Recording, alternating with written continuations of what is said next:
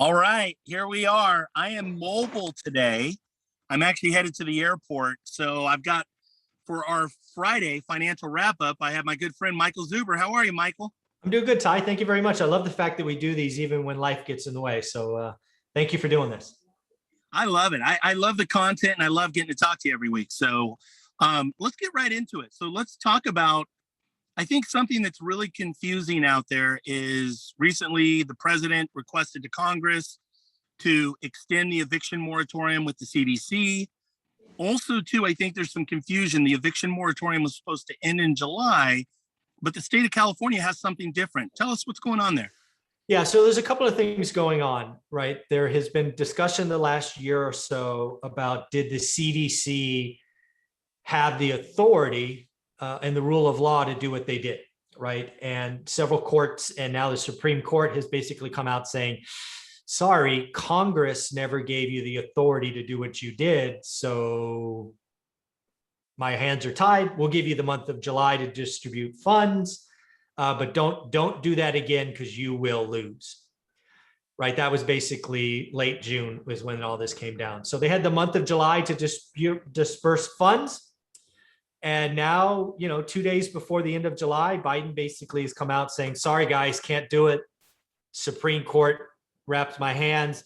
But Congress, get off your butt, because Congress can pass laws that would either A, extend a eviction moratorium via another means, maybe via housing or something else, or B, give CDC the right to declare such a thing, right? The Congress can do that. Unfortunately, Congress doesn't move that fast. Even with emergency powers. And given the split in the Senate, there's not enough votes very likely to pass what's called a filibuster, right? You need 60 senators to get past that. So a lot of this theater from Pelosi and others have been just that. So the eviction moratorium by the CDC is going to expire tomorrow. However, as I've said for a long time, it's not the federal government that should pass this. It should be states, right? One of the things that we have in the United States is the separation of state law and federal. And states can pass their own law. And oh, by the way, states can pass them much, much, much faster, right? Gavin Newsom, for example, has passed laws in as little as 24 or 48 hours, right? See AB 382 as an example, right? When he extended California's eviction moratorium from June 30th to September 30th, right? That was done in a 48, perhaps 72-hour window. So for the state of California, even though the CDC thing goes by the wayside tomorrow, we have state law on the books until the end of September. And knowing our lovely communist governor, it will likely be extended past that. But most of the states, I actually did a review today, most of the states evictions will start Monday. There are states, by the way, that are longer than California. State of New Jersey is already on the books till January 1st. So while California may feel like, I don't know, one way, but New Jersey is already longer, right? They're all the way to January 1st. Yep. Yeah, no, it's an interesting time for sure, especially too now that, they say that COVID numbers are spiking up. There's mask mandates that have all of a sudden started coming back. It's an interesting time for sure. Let's keep moving on the financial path, and that specifically, let's talk about inflation. Yeah. What did you see there with new numbers this last week? Yeah, inflation's running hotter. I've spent about 30 days trying to figure out, do I believe inflation is transitory, meaning it will go away by itself in the supply chain, or is there a bigger problem? And in this last weekend, so starting Sunday or Monday, I'm like, no, inflation is going to be a bigger issue, because what I see bubbling below the surface is going to have a longer thread. It's wages, it's the cost of housing. Housing's a big deal. Housing is being underrepresented in inflation, right? The inflation number I saw in housing in what's called the PCE was about 2%. But when you look at Case-Shiller, you look at all these other metrics, it's up 15%. So my guess is inflation in housing costs is going to eventually bubble up month after month after month. Then we have wages, then we have food, the stuff that you and I use every day as consumers are going up. Yes, you can point at used cars and say they won't go up 10% again. Who cares? You buy one used car every decade, or airline. You're about to jump on an airplane. flight. That ticket's more expensive now than it was last year, but last year you wouldn't fly. So there's a lot of things that are transitory, but I believe the real economy is starting to move, and we move in mass. And oh, by the way, consumer spending in the last PCE number, which came out today, was up 1% on the month, 11.7% annualized. That's a monster number. We are spending a lot. The service-based economy is roaring back, but unfortunately, that means a large portion of the people that are going to get hurt, because inflation, whether you like it or not, is a tax we all pay. But just like most taxes, the burden falls on the folks that can least afford it. So I think inflation is going to be a bigger problem. I think the Fed is going to ignore it as long as possible, but they're eventually going to have to raise rates. So the PCE number came out today, and it was 3.5%, highest since January of 1991. Wow. Yeah. I've got to say that it's interesting too, that something I think everybody probably notices is gas. I know that at one point in the last week, I bought gas at $4.89 a gallon, which, let's call it round up. I mean, that was almost $5 a gallon. Now I didn't drive around and look for, out of the 6 gas stations, which had the lowest, but point being is that, what was gas last year? $3, $2.89, something like that. So we're definitely, I think people are probably feeling it a little bit for sure. Yeah. The government is always, the CPI number is one of the most managed and tweaked numbers out there. It's almost useless at this point. If you just did rent, gas, food, healthcare, school, things that we all pay, inflation is raging. Absolutely. Let's talk about earnings. I know that the S&P, we had a lot of earnings updates. What did you see there? Yeah, earnings, again, I think this week we had 30 or 31% of the S&P 500 reporting. As I've told people on the channel, Q2 was likely going to be peak earnings, and it certainly didn't disappoint. I think it's like 87% of the companies exceeded expectation on revenue and earnings, top and bottom line. However, last quarter, is not interesting to me. What I want to know about is the future. What are you optimistic or pessimistic about the future? And what are you doing with inflation? Because I think inflation is real. Again, 87% of the companies beat expectation, to be expected. We did have some noticeable disappointments. Amazon being a big one. Amazon had a $100 billion quarter, but missed earnings. So that sent the stock down. Pinterest, again, had a lost users. So we are seeing some interesting changes, but airlines reported good numbers. Restaurants reported good numbers. Mall-based retailers reported good numbers. So the economy certainly is picking up. But we do have inflation. There are companies like Coca-Cola,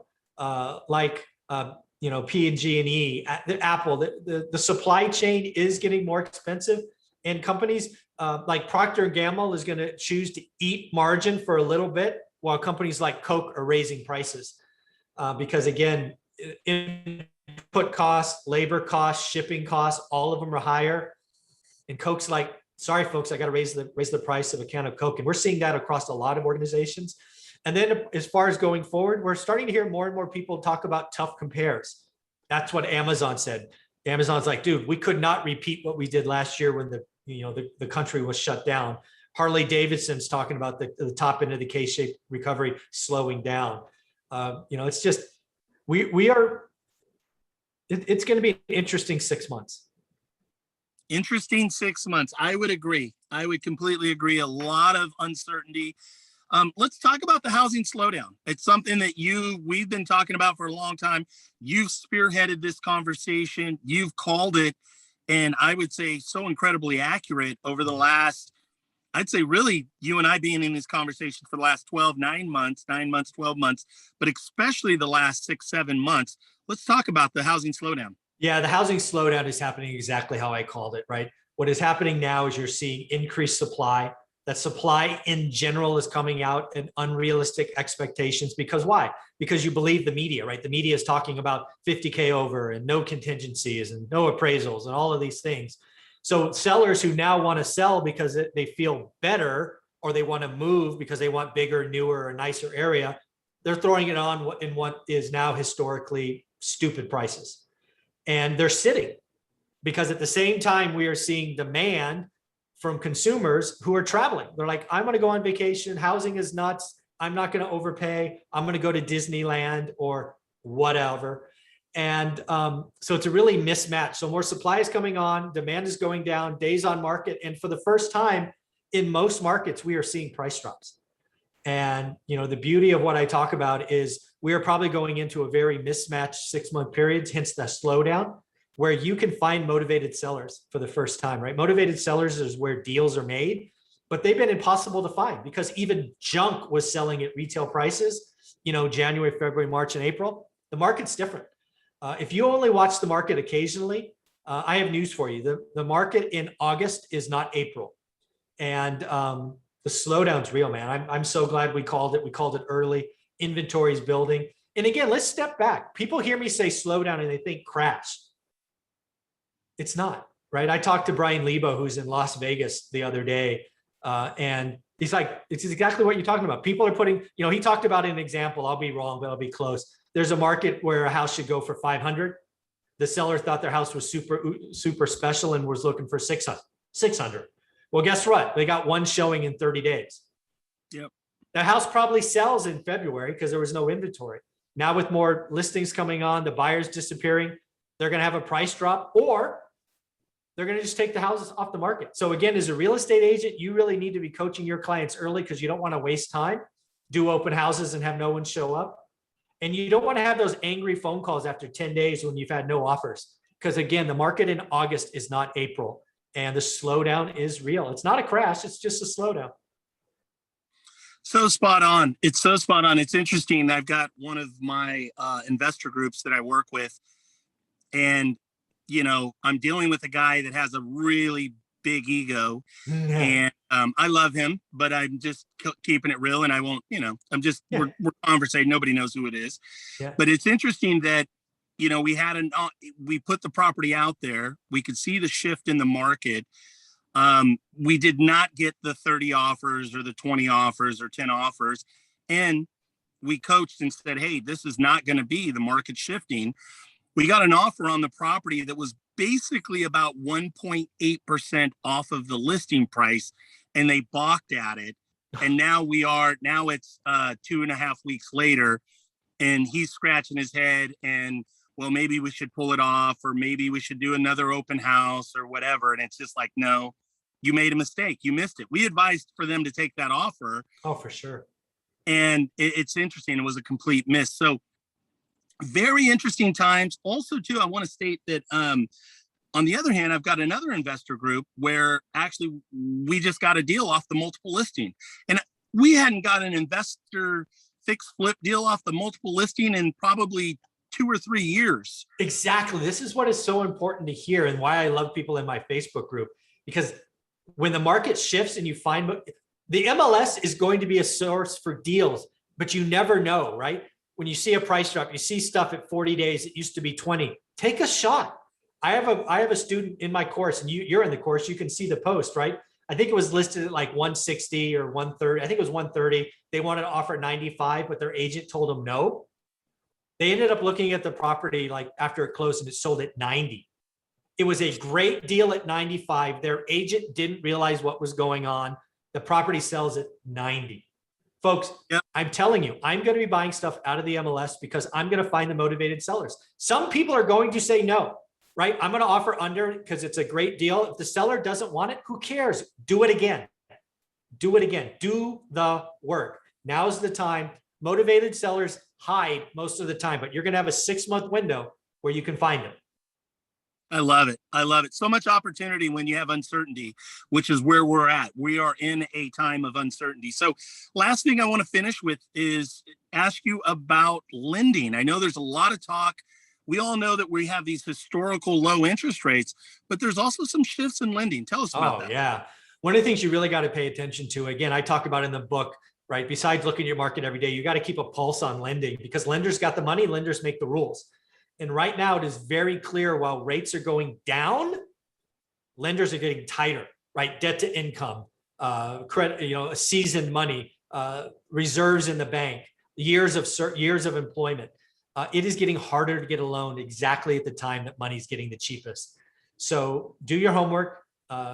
If you can't get an FHA or a conventional loan, don't forget about non-QM lenders. They're out there. I talk to one every Friday. But yeah, lending is getting cheaper, but that doesn't mean easier. I would say if lending was like, I don't know, on a scale of 1 to 100, if it was like a 70 in January, it's probably a 90 or a 92 today. It's harder today for owners and investors. Makes perfect sense.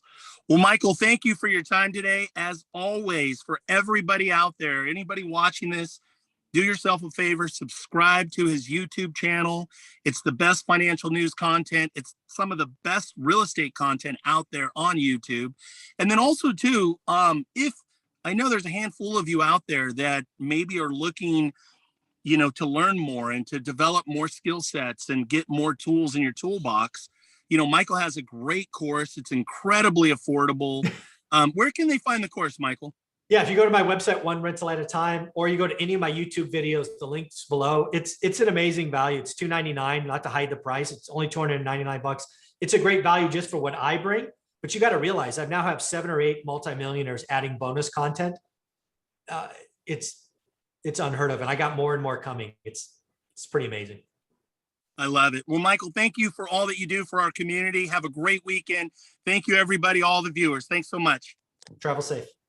Thank you, brother. I'm going to end it. Let's see.